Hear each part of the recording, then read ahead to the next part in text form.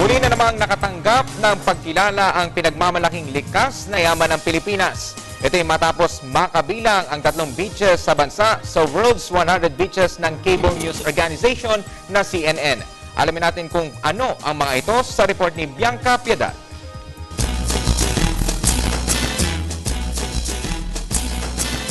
Talagang hindi matatawaran ang ganda ng likas na yaman at taglay ng higit sa 7,000 kapuluan ng Pilipinas.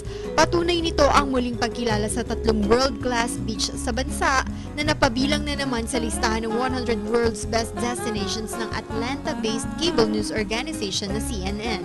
Ito ang Palawi Island ng Cagayan, Nido ng Palawan at Puka Beach ng Boracay.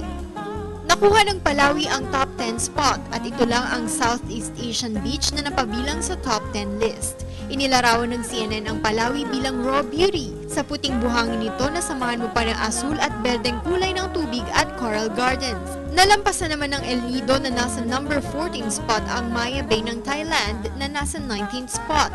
Ayon sa CNN, ang El Nido ang gateway sa adventure at last frontier ng Pilipinas na taglay ang limestone formations, prehistoric caves at lagoons. Habang nasa number 84 naman ang Puka Beach na angkin pa rin ang titulong tropical paradise.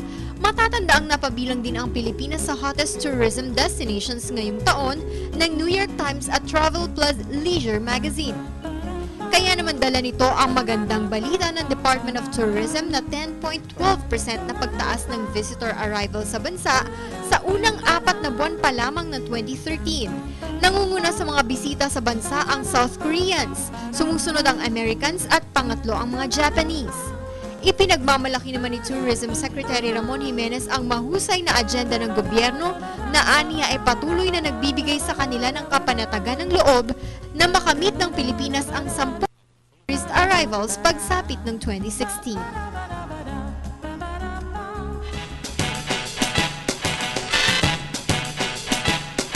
Para sa Telebisyon ng Bayan, Bianca Piedad.